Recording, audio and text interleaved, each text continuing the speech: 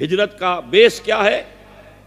پوچھا گیا ایو الہجرت افضل یا رسول اللہ، اے اللہ کے رسول بتائیے سب سے اعلیٰ ہجرت کون سی ہے، افضل؟ فرمایا ان تہجر ما کرہ ربک، ہر اس چیز کو چھوڑ دو جو تمہارے رب کو پسند نہیں۔ آج رات ہی سے آپ ہجرت شروع کر سکتے ہیں۔ جائزہ لیجئے کیا کیا چیزیں میری زندگی میں خلاف شریعت ہیں جو اللہ کو ناپسند ہے، فیصلہ کیجئے کہ آج کے بعد نہیں ہوگی۔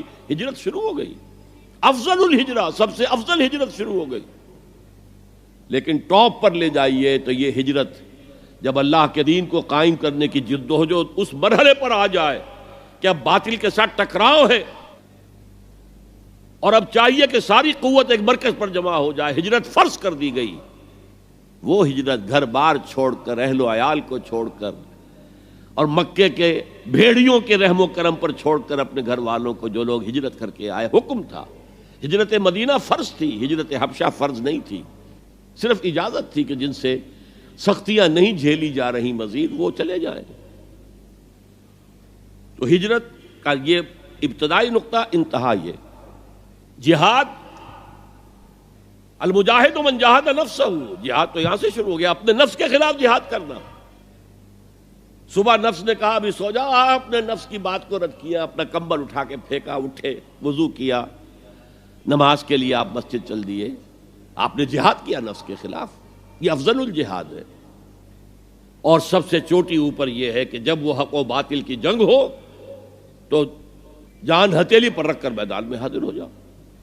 اسی طرح یہ جو شرک فی الاطاعت ہے، میں نے آپ کو اس کی ابتدا بھی بتا دی انفرادی سطح پر۔ افرأیت من اتخذ الہہ ہواہ افانت تکون علیہ وکیلا، کیا تم نے غور کیا اس شخص کی حالت پر جس نے اپنی خواہش نفس کو اپنا معبود بنا لیا، الہ بنا لیا، کہہ رہا ہے لا الہ الا اللہ، لا الہ الا اللہ، لیکن الہ تو اس کا نفس ہے۔ اب اس کو انتہا پر لے جائیے۔ عہد حاضر کا سب سے بڑا شرک، سب سے بڑا شرک، سب سے بڑا شرک عوامی حاکمیت کا تصور ہے۔ حاکم اللہ کے سوا کوئی نہیں، ان الحکم الا للہ۔ ظاہر بات ہے فرعون نے اگر دعویٰ کیا تھا میں تمہارا خدا ہوں، انا ربکم الاعلی، تو کیا اس کا مطلب یہ تھا کائنات میں نے پیدا کی ہے، تمہیں میں نے پیدا کیا؟ ذرا سوچئے، کیا وہ بزرگ موجود نہیں ہوں گے جنہوں نے اسے دیکھا ہو کہ آج اس کی ولادت ہوئی تھی، کل اس کی کوئی اور سیری بنی ہوئی تھی؟ یہ سب کیسے دعویٰ کیا تھا؟ میرا حکم چلے گا، میں نہیں جانتا، الیس لی ملک مصر، مصر کی حکومت میری ہے کہ نہیں؟ یہ دعویٰ تھا، یہ خدائی کا دعویٰ ہے۔ کسی زمانے میں وہ فرد ہوتے تھے، نمرود ہوتے تھے، نماردہ، فراعنہ۔ جمال عبد الناصر نے نعرہ لگایا تھا نحن ابناء الفراعنہ، بڑے فخر کے ساتھ ہم فرعونوں کی اولاد ہیں۔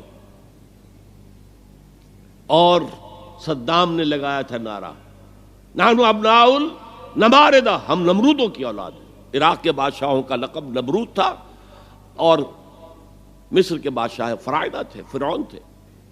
زمانے کا جب ارتقاء ہوا ہے اور اس میں فیصلہ کن کام جو ہے وہ حضور نے صلی اللہ علیہ وسلم،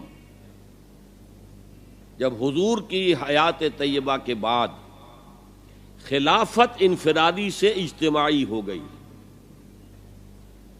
جب تک نبوت جاری تھی نبی ہی خلیفہ ہوتا تھا اللہ کا، اس کی ہاٹ لائن اللہ کے ساتھ وحی کی لگی ہوئی ہے، ادھر سے حکم آتا ہے وہ امپلیمنٹ کرتا ہے، جہاں اس کا حکم نہیں ہے وہ اپنا بیسٹ ججمنٹ استعمال کر کے فیصلہ کرتا ہے۔ یہی ہے وائس جیرنسی، یہی ہے خلافت، ایسنس آف خلافت یہی ہے۔ جیسے وائس رائے دلی میں ہوتا تھا، ہمارا بادشاہ یا ملکہ تو انگلستان میں ہوتے تھے۔ اب جو ہز میجسٹیز گورنمنٹ یا ہر میجسٹیز گورنمنٹ سے حکم آیا، وائس رائے اس میں کوئی تغیر و تبدل نہیں کر سکتا، he has to implement it as such. جہاں کوئی حکم نہیں ہے تو وہ مقام پر بیٹھا ہے، آن دی اسپاٹ ہے، حالات کو دیکھے اور جو مملکت اور کنگڈم کی مصلحت میں سب سے بہتر نظر آئے وہ فیصلہ کر لے۔ لیکن حضور پر نبوت ختم تو خلافت کلیکٹیو ہو گئی، خلافت المسلمین۔ اگرچہ شروع میں امیر المومنین کہا جاتا تھا، کچھ عرصے کے بعد خلیفت المسلمین یہ اصطلاح جو ہے وہ عام ہوئی۔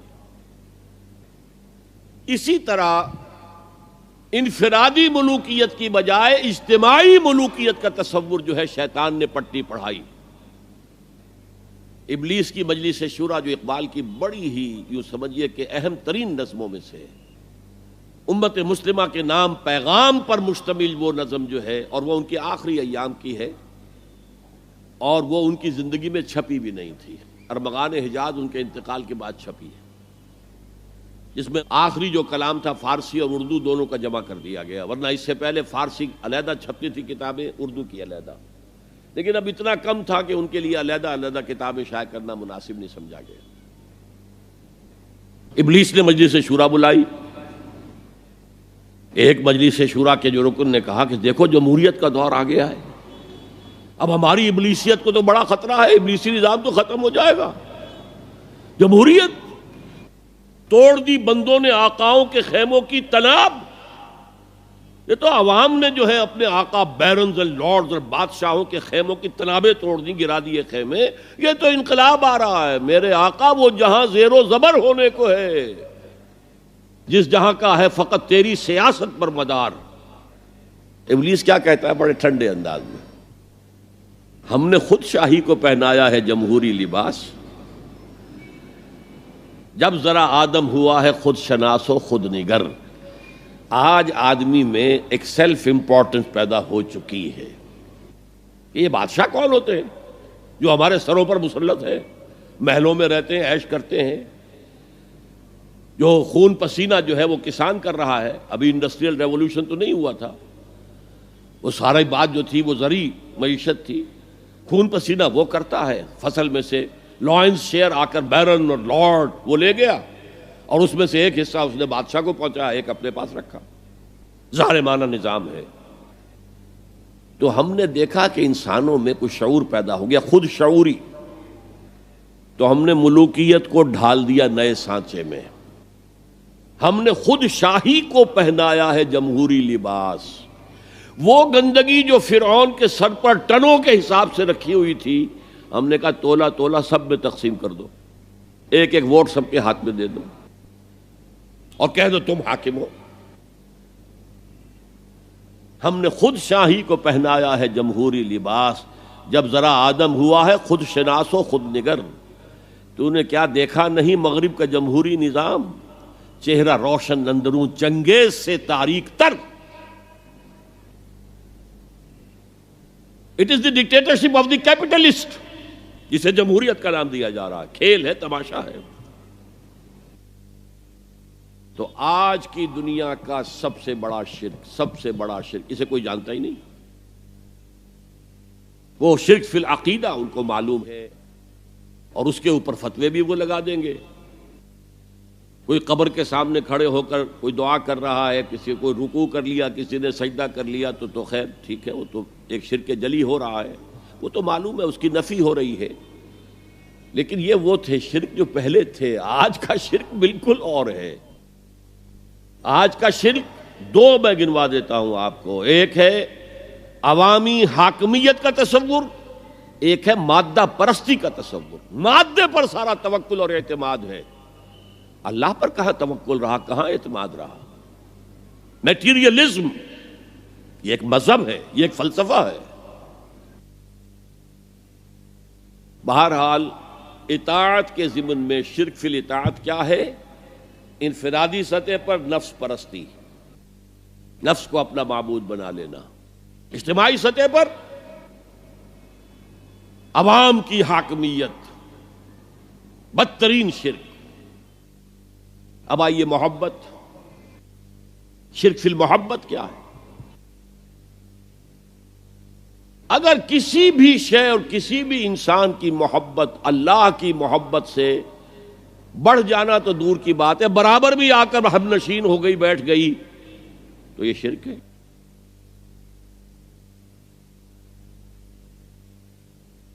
والذین آمنوا اشد حبا للہ، جب تک اشد محبت آپ میں اللہ کی نہیں ہوگی، اگر کوئی اور شے محبوب ہے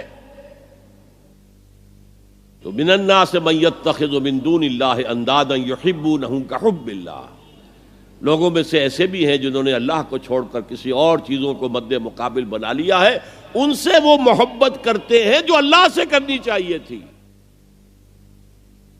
توحید کا تقاضا ہے لا محبوب الا اللہ، لا مطلوب الا اللہ، لا مقصود الا اللہ. مقصود و مطلوب اور محبوب حقیقی اللہ کے سوا کوئی نہیں. اور وہ آیت میں آپ کو سنا چکا ہوں، سورہ توبہ کی آیت نمبر 24، انتہائی لرزا دینے والی آیت. قل ان کان آباؤکم وابناؤکم واخوانکم وازواجکم وعشیرتکم واموال اقترفتموها وتجارۃ تخشون کسادها ومساکن ترضونها احب الیکم من اللہ ورسولہ وجہاد فی سبیلہ فتربصوا حتی یاتی اللہ بامرہ واللہ لا یہدی القوم الفاسقین. اے نبی ان کے کان کھول دیجئے، اچھی طرح سنا دیجئے کہ اے لوگو، اے ایمان کے دعوے دارو، اگر تمہیں اپنے باپ، اپنے بیٹے، اپنے بھائی، اپنی بیویاں یا بیویوں کے لیے شوہر، اور اپنے رشتہ دار، اور اپنے وہ مال جو بڑی محنت سے کما کر کھتے بھرے ہوئے ہیں، اور اپنی وہ تجارت جس کی کساد بازاری کا تمہیں اندیشہ رہتا ہے مندہ نہ ہو جائے، اور اپنے وہ محل، اپنی حویلیاں جو تم نے تعمیر کی ہیں اور بہت تمہیں محبوب ہیں، انہیں خوب فرنش کیا ہے، اگر یہ 8 چیزیں محبوب تر ہیں اللہ سے اور اللہ کے رسول سے اور اللہ کی راہ میں جہاد سے، تو جاؤ دفع ہو جاؤ، وہاں بیٹھ کر انتظار کرو یہاں تک کہ اللہ اپنا فیصلہ سنا دے. اور اللہ ایسے فاسقوں کو کبھی ہدایت نہیں دے گا. 8 چیزیں. اقبال نے بہت خوب کہا ہے، یہ مال و دولت دنیا، یہ رشتہ و پیوند. 5 قریب ترین رشتے آ گئے، باپ، بیٹا، بھائی، زوجین اور رشتہ دار. رشتہ و پیوند، یہ جوڑنے والا. اور مال و دولت دنیا کی 3 شکلیں آ گئیں. دولت جو آپ اپنی بیلنس شیٹ کو دیکھ دیکھ کر آپ اس پہ خوش ہوتے ہیں. اب ہمارے ایسٹس کی یہ قیمت ہو گئی ہے اب. اور وہ مکانات جو آپ نے بنائے ہیں بڑے محبوب ہیں، اور ایسے بنائے ہیں، قرآن مجید میں آتا ہے لعلکم تخلدون، ایسے بنا رہے جیسے تمہیں ہمیشہ رہنا ان مکانوں کے اندر. اور وہ کاروبار جن میں تمہیں اندیشہ رہتا ہے کہ کہیں کساد نہ ہو جائے، کوئی ڈپریشن نہ آ جائے. یہ 8 چیزیں.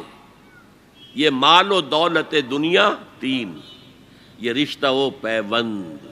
بتان وہم و گمان لا الہ الا اللہ، یہ سب وہم و گمان کے بت ہیں جن کی پرستش میں تم لگے ہوئے. ان سب کی پرستش چھوڑو تو لا الہ الا اللہ کا حق ادا ہوگا. اب اس اصول کو بھی اپلائی کرنا شروع کیجئے. آئیے انڈیویجول لیول پر. دولت کی محبت.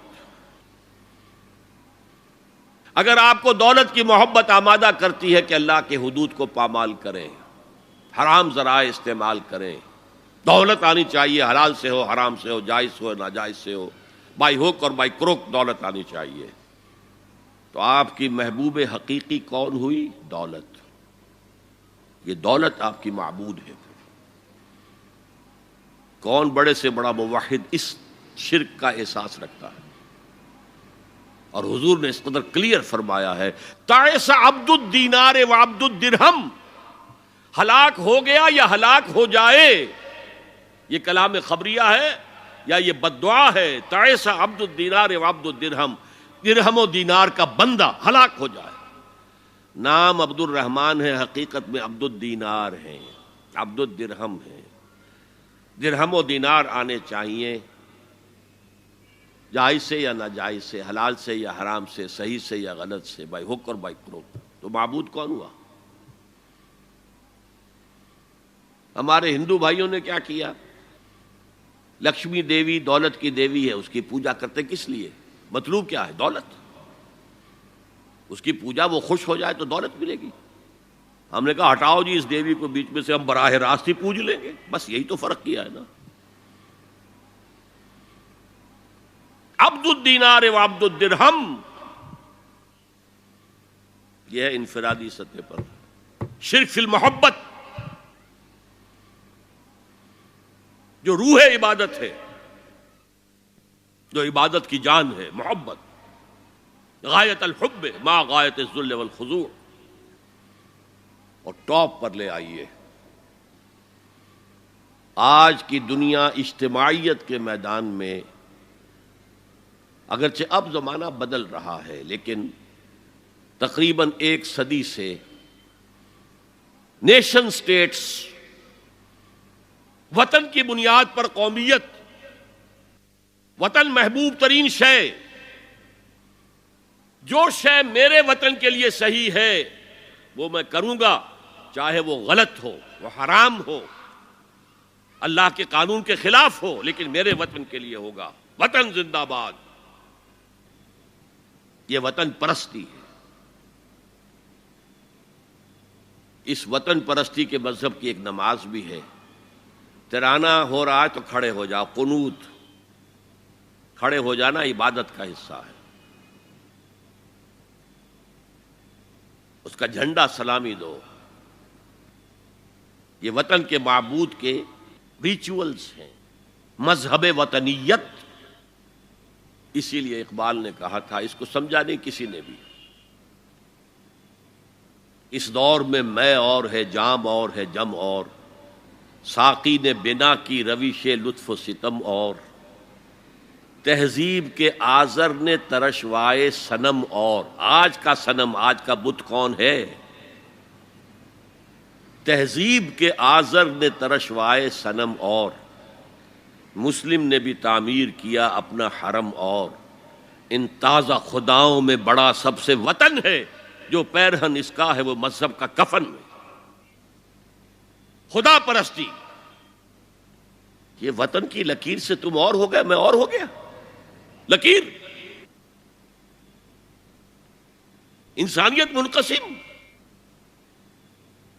جو تمہارے وطن کے لیے ٹھیک ہے وہ تم کرو گے، چاہے وہ اخلاقاً غلط ہو، اور جو میرے وطن کے لیے ٹھیک ہے وہ میں کروں گا، چاہے اخلاقاً غلط ہو۔ یہ کون سا دین ہے؟ یہاں تو وطن تمہارا معبود بن گیا۔ پاکستان میں بڑا شور اٹھا تھا جب میں نے کہا تھا کہ جھنڈے کو سلامی دینا شرک ہے، اور ترانے کے وقت کھڑا ہو جانا شرک ہے۔ اور میں کبھی بھی تقریبات میں جاتا ہوں، اقبال ڈے ہو رہا ہے، کچھ اور ہو رہا ہے، میں ان تقریبات کا مقرر نہیں ہوں، لیکن جب بہت زور دیتے ہیں چلا جاتا ہوں، لیکن وہاں ترانہ پڑھا جاتا میں بیٹھا رہتا ہوں، میں کھڑا نہیں ہوتا، اور اس پر چیمیں گوئیاں ہوتی ہیں اخبارات کے اندر۔ لیکن میرے نزدیک یہ وطن کی نماز پڑھ رہے ہو تمہارا یہ قنوت اور وطن کا ترانہ، اس میں حمد ہو رہی ہے وطن کی، یہ کیا ہے؟ آج کے دور کا بدترین شرک، شرک فی المحبت۔ آگے چلیے، شرک فی الدعاء، کسی کو مت پکارو کسی مدد کے لیے سوائے اللہ۔ وَأَنَّ الْمَسَاجِدَ لِلَّهِ فَلَا تَدْعُوا مَعَ اللَّهِ أَحَدًا، اللہ کے ساتھ، یعنی ایک تو یہ کہ اللہ کو چھوڑ کر کسی کو پکارنا، ایک ہے اللہ کے ساتھ پکارنا، اللہ کو بھی پکارنا، اوروں کو بھی پکارنا۔ بدترین شرک ہے دعا اللہ کے لیے، ندا اللہ کے لیے۔ اس کا بھی ذرا میں تجزیہ کر دوں آپ۔ دیکھیے، ایک ہے عام مادی قوانین دنیا کے جو ہے اس کے تحت کسی سے مدد چاہنا، بھائی ذرا مجھے پانی پلا دینا، یہ بھی آپ نے مدد چاہی ہے نا۔ حضور کے بارے میں تو آیا ہے کہ آپ اتنے خوددار تھے صلی اللہ علیہ وسلم کہ اگر سواری پر ہوتے تھے اور آپ کا کوڑا نیچے گر جاتا تھا تو کسی سے یہ نہیں کہتے تھے کہ یہ کوڑا مجھے اٹھا کے دے دو، بلکہ خود سواری سے اتر کر کوڑا اٹھاتے تھے۔ تو یہ جو قانون مادی ہے اس کے تحت مدد مانگنا کوئی بری بات نہیں ہے، کوئی غلط بات نہیں۔ ماورائی اعتبار سے، غیبی اعتبار سے کسی سے مدد مانگنا، کسے باشد کوئی ہو، شرک، شرک فی الدعاء۔ ان المساجد للہ فلا تدعوا مع اللہ احدا۔ ایک ہے استعارتن، استعارتن اقبال کہتا ہے ہمالا اے فصیل کشور ہندوستان، تو یہ خطاب بالکل ایک استعارہ سا ہے، اسی معنی میں مولانا حالی نے اپنی مسدس کے اختتام پر جو مناجات لکھی ہے، اے خاصہ خاصان رسول وقت دعا ہے، امت میں تیری آ کے عجب وقت پڑا ہے، وہ دین جو بڑی شان سے نکلا تھا وطن سے، پردیس میں وہ آج غریب الغربا ہے۔ تو اس معنی میں اس لفظ استعمال ہو جائے تو اس پر بہت زیادہ الرجک بھی نہیں ہونا چاہیے، لیکن غیبی طور پر کسی کے بارے میں یہ عقیدہ رکھ کر کہ وہ میری مشکل کشائی کر سکتا ہے، حاجت روائی کر سکتا ہے، میری مدد کر سکتا ہے، یہ شرک ہے، اور اس کے شرک ہونے میں کوئی شک نہیں۔ ان المساجد للہ فلا تدعوا مع اللہ احد۔ اب دیکھیے ہمارے یہ فرشتے یہاں بیٹھے ہیں نا، ہم کہہ سکتے ہیں ذرا بھائی میرا یہ کام کر دینا؟ نہیں کہہ سکتے۔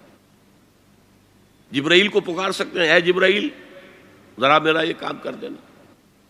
نہیں، وہ عالم غیب کی شے ہے۔ کسی ولی اللہ کی روح کو پکار کر کہنا کہ میری یہ مشکل دور کر دے، نہیں۔ اللہ سے کہیں، اللہ کو پکارے، اللہ جس کے ذریعے سے چاہے آپ کی ضرورت پوری کر دے۔ اس ضمن میں میں کہوں گا کہ شاہ ولی اللہ دہلوی نے ایک بات کہی ہے، اگرچہ مجھے اس کی کوئی دلیل اپنے طور پر انڈیپینڈنٹلی کتاب و سنت میں نہیں ملی ہے، لیکن شاہ صاحب کا ایک مقام مرتبہ ہے جو میری نگاہ میں بہت بلند ہے۔ میرے نزدیک دو عظیم شخصیتیں عالم اسلام کی، امام ابن تیمیہ اور امام غزالی کو جمع کریں تو شاہ ولی اللہ بنتے ہیں، اتنی عظیم شخصیت۔ انہوں نے یہ لکھا ہے کہ جو اللہ کے برگزیدہ بندے ہوتے ہیں، اولیاء اللہ، اللہ تعالیٰ ان کی ارواح کو ان کے فوت ہونے کے بعد ملائکہ کے طبقہ اسفل میں شامل کر دیتے ہیں، اور وہ بھی جس طرح وہ ملائکہ اللہ کے احکام کی زمین میں تنفیذ کر رہے ہیں، وہ بھی اسی کام میں لگ جاتے ہیں۔ میں نے عرض کیا کہ میرے پاس انڈیپینڈنٹلی کوئی دلیل نہیں ہے اس کے حق میں، لیکن شاہ صاحب کا فرمانا خود میرے لیے ایک درجے میں دلیل ہے۔ لیکن یہاں ایک تو یہ نوٹ کرنے کا، ملائکہ کا طبقہ اسفل، ملائکہ کا سب سے نچلا طبقہ، اور اللہ کے حکم کی تنفیذ کرتے تو فرشتے کر رہے ہیں، وہ بھی ہوں، ہمیں سے کیا غرض ہے؟ ہم نہ فرشتے کو پکار سکتے ہیں اور نہ کسی ولی اللہ کو پکار سکتے ہیں۔ پکارو اللہ کو۔ قال ربکم ادعونی استجب لکم ان الذین یستکبرون عن عبادتی سیدخلون جہنم داخرین۔ تمہارا رب کہتا ہے مجھے پکارو، مجھ سے مانگو، میں تمہیں دوں گا، تمہاری دعا سنوں گا، قبول کروں گا، اور جو بربنائے تکبر مجھ سے نہیں مانگتے وہ جہنم میں داخل ہوں گے ذلیل و خوار ہو کر۔ حضور نے ایک بات مجھے متن یاد نہیں ہے، بہت پیاری فرمائی، دیکھو انسانوں سے تم مانگتے ہو کچھ تو ایک دفعہ تو اس کے ماتھے پر، تیوری پر بل پڑ ہی جاتا ہے، یہ کیوں میرے سامنے ہاتھ سوال کیا، کیوں مجھ سے مانگ رہا ہے، چلیے بعد میں کچھ وہ دے ہی دے، لیکن ناگوار گزرتا ہے۔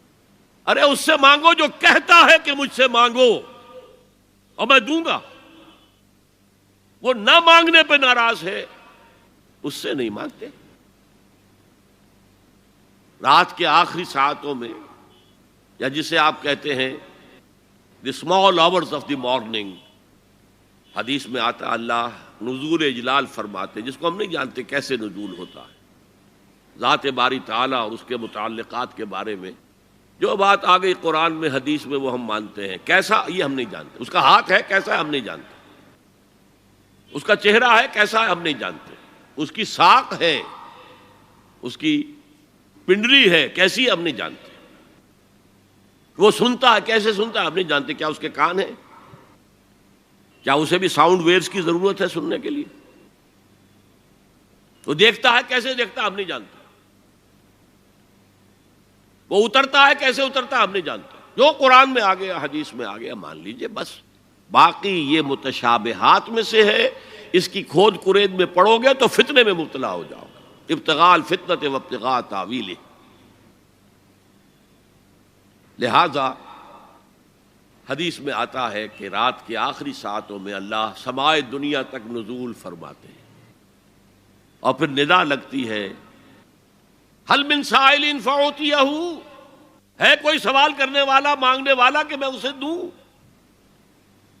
حل من مستغفر فاغفر لہ، ہے کوئی گناہوں کی معافی چاہنے والا کہ میں اسے معاف کر دوں؟ ہم انٹا غفیل سو رہے ہیں، ہم تو مائل بکرم ہیں، کوئی سائل ہی نہیں۔ راہ دکھلائیں کسے؟ رہرو منزل ہی نہیں، راہ کسے دکھا؟